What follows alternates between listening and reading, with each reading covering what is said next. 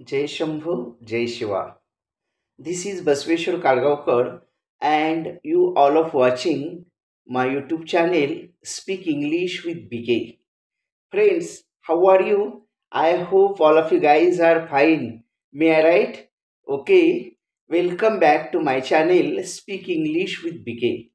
Friends, today we are going to discussing very interesting that topic, and the topic name is Vastu Shastra or Science of Vastu. And today's video is going to very interesting and significant. That's why don't skip the video and watch full video. Okay? Then let's start today's video lecture Vastu Vignan.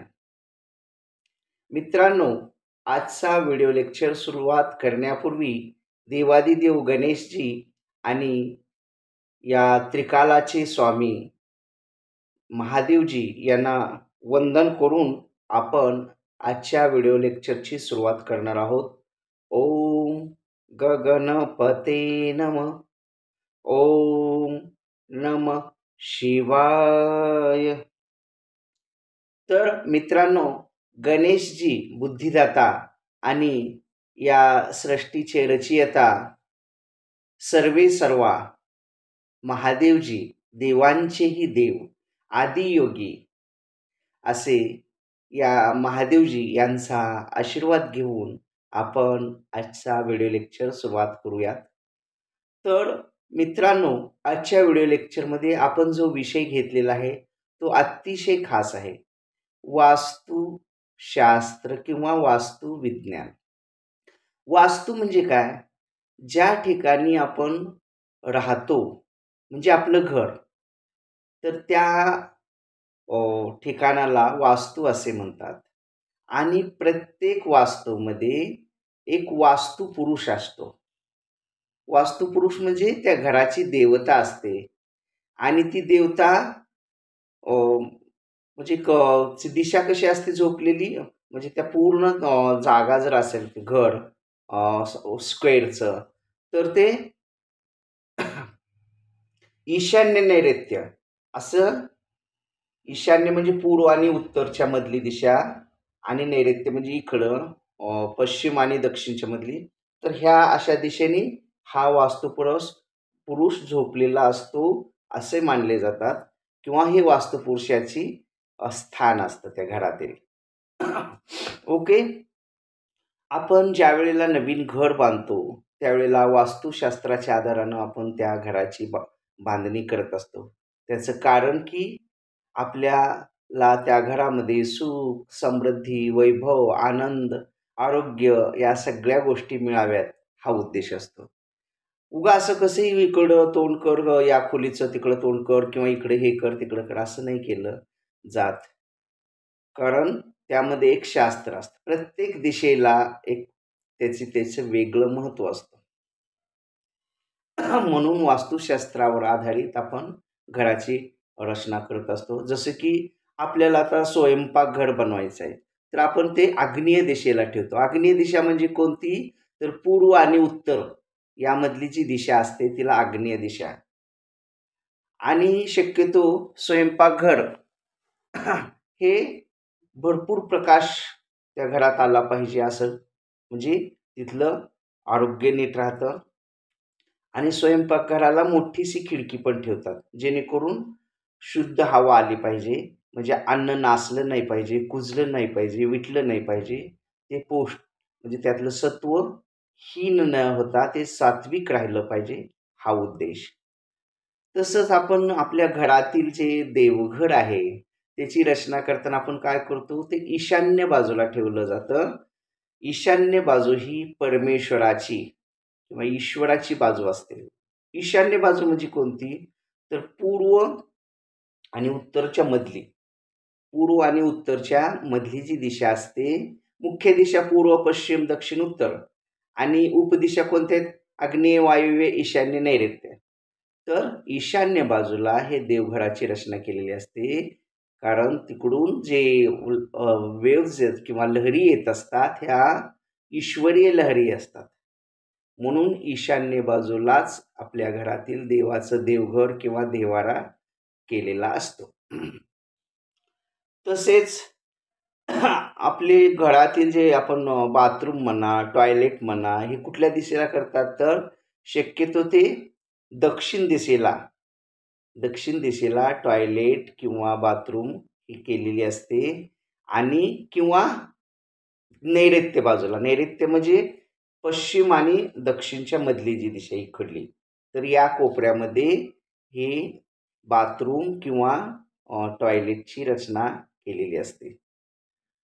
तसंच आपल्या घरातील जी बैठकीची खोली असेल, आपण म्हणजे जिथे बसतो किंवा हॉल म्हणूया आणि किंवा आपल्या घरातील जे आपले घरातील जे संपत्ती आहे, कपाट आहे, घरातले कपाट म्हणा किंवा आपले पेट्या म्हणा किंवा आपलं जे काही घरातलं आपला जे ऐवज असतो, खजिना असतो किंवा आणखी घरातले मौल्यवान वस्तू असतात, त्या आपण सगळ्या कुठं ठेवतो तर उत्तर दिशेला. उत्तर दिशा ही लक्ष्मीची दिशा असते. कारण त्या ठिकाणी जर ते ठेवलं तर ते सुरक्षित राहतं. त्याची चोरी होत नाही किंवा त्याचे म्हणजे लक्ष्मीची दिशा असल्यामुळं त्यात आणखी वृद्धी वृद्धी होते किंवा वाढ होते. म्हणून उत्तर बाजूला ही बैठकीची खोली किंवा घरातील जे मौल्यवान दागिने असतील, कपाट असेल, मे बी काय जे असेल ते उत्तर दिशेला आपण ठेवतो. तर हे झालं पूर्व, पश्चिम, दक्षिण, उत्तरचं किंवा आग्नेय, वायव्य, ईशान्य, नैऋत्यचं. ठीक आहे. तर घरामध्ये आपण शक्यतो घराच्या समोर असं लाईटचा पोल किंवा मोठं फळाचं झाड नसावं असं म्हणतात किंवा ते लावू नये. मोठं फळाचं म्हणजे आंब्याचं किंवा असं मोठं जे काय असेल फळं असं येणारं, नारळ असेल मे बी, तर अशा प्रकारची वनस्पती लावणे, झाड लावणे. आपण घराच्या अवतीभोवती फुलांच्या वेली किंवा फुलाची झाडं हे लावली तर चालतात. तसेच आपल्या घराचा मुख्य दरवाजा शक्यतो पूर्व दिशेला किंवा उत्तर दिशेलाच असला पाहिजे. कारण पूर्व आणि उत्तर दिशेतून ज्या हे येतात, लहरी येतात त्या सकारात्मक ऊर्जा देणाऱ्या असतात. म्हणजे निगेटिव्ह ऊर्जा नसते तिकडून. म्हणून घराचे मुख्य द्वार हे पूर्व दिशेला, जिकडून सूर्य महाराज, सूर्यदेवता, सूरजदादा उगवतात त्या दिशेला आपले घराचे तोंड असावे किंवा तसे जर नसेल तर उत्तर दिशेला असावे. उत्तर दिशा ही असं म्हटलं जातं बघा, गंगेकडे, गंगा नदी तिकडं आहे आणि लक्ष्मीसुद्धा तिकडं आहे. म्हणजे साक्षात लक्ष्मी माता आणि गंगा जिकडं आहे तिकडं जर घराचं दार असेल तर तिकडून सुद्धा पॉझिटिव्ह लहरी किंवा सकारात्मक ऊर्जा आपल्या घरामध्ये येते. परंतु कुठल्याही स्थितीत दक्षिणेकडे मुख्य द्वार नसावे. तसेच आपण सकाळी उठल्या उठल्या वास्तुदेवतेचे नमस्कार केला पाहिजे. वास्तुदेवतेला उठल्या उठल्या उठून बसून एक क्षणभर उठून हात जोडून आपण आपल्या दोन्ही हाताकडे पाहत, कराग्रे वसते लक्ष्मी, करमध्ये सरस्वती, करमुले तो गोविंदू, प्रभाते करदर्शनम हा मंत्र म्हणून आपल्या रोजनिशी जी आहे आपली म्हणजे दैनंदिन कामाला सुरुवात केली पाहिजे. उठल्या उठल्या तेवढा पृथ्वी मातेचं म्हणजे आपण जिथं झोपलेलं आहे त्या जागेचं दर्शन केलं पाहिजे. आणि आणखी एक, आपण झोपेतून उठताना म्हणजे अंथरुणावरून बाहेर आपण जमिनीवर पाय जो ठेवतो तो आपला स्वर कोणता चालू आहे किंवा कोणची नाडी चालू आहे. आता तुम्हाला मागील व्हिडिओमध्ये मी तुम्हाला नाडी ज्ञान सांगितलेलं आहे बघा. आपल्या शरीरामध्ये 3 मुख्य नाड्या आहेत, इला, पिंगला आणि सुषुम्ना. जी डाव्या बाजूनं जी वाहते तिला इला किंवा चंद्रनाडी म्हणतात. जी उजव्या नाकपुडीतून वाहते तिला सॉरी, जी उजव्या ह्याच्यातून वाहते ती पिंगला आणि तिलाच सूर्यनाडी असे सुद्धा म्हणतात. तर आपली कोणती नाडी चालू आहे हे पाहून आपण जमिनीवर पाय ठेवला पाहिजे.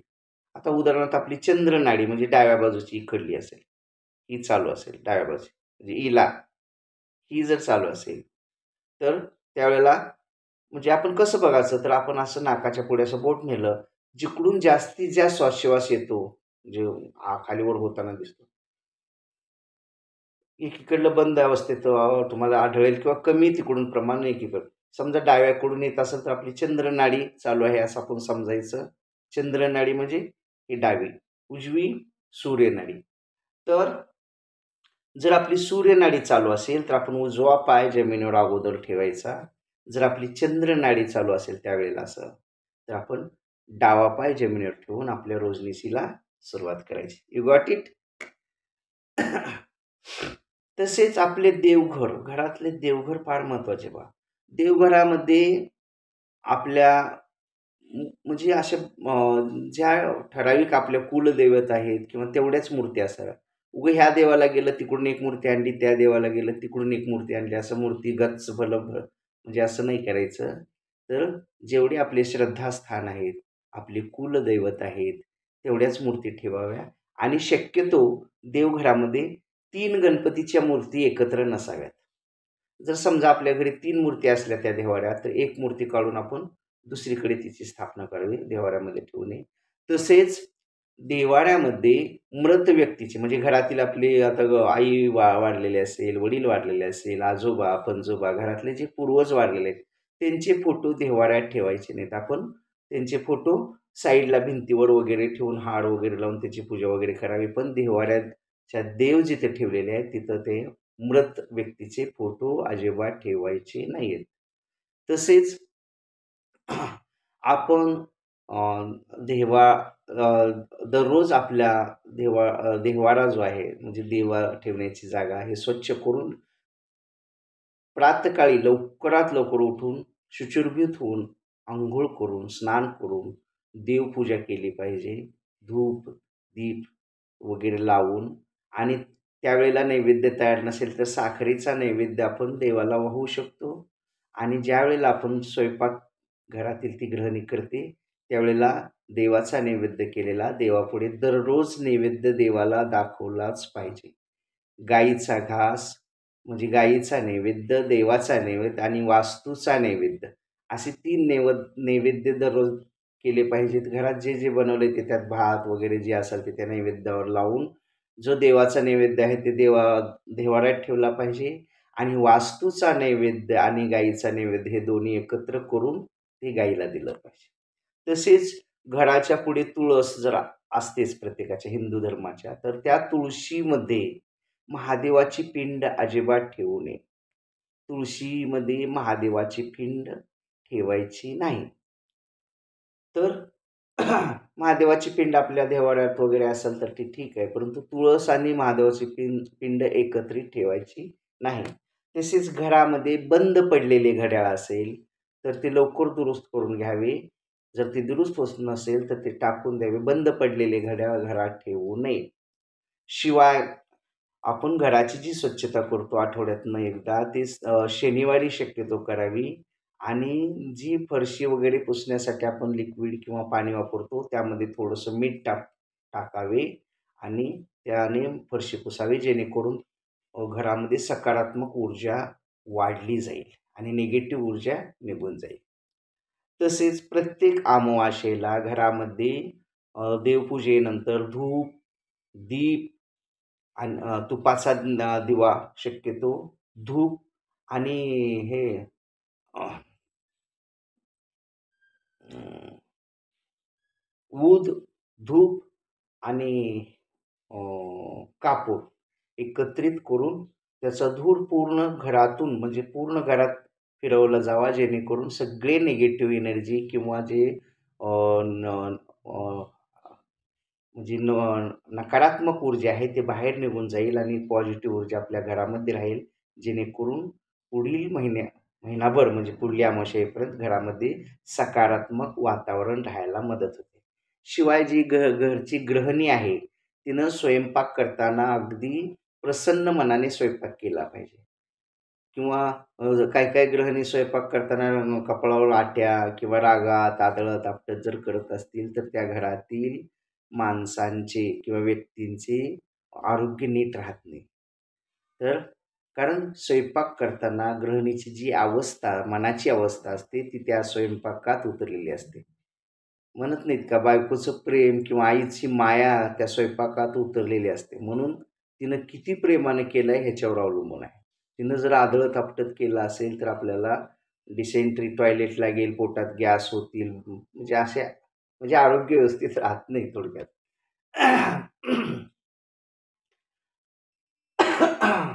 घरामध्ये भंगलेले देव असतील किंवा तुटलेल्या मूर्ती असतील, तर त्या एखाद्या नदीत विसर्जित कराव्या किंवा एखाद्या मंदिराच्या ठिकाणी बाहेर झाड वगैरे मंदिराच्या ठिकाणी असतं, तिथं नेऊन ठेवाव्यात. त्या घरात नाही ठेवल्या पाहिजेत. फुटलेला आरसा घरात ठेवू नये.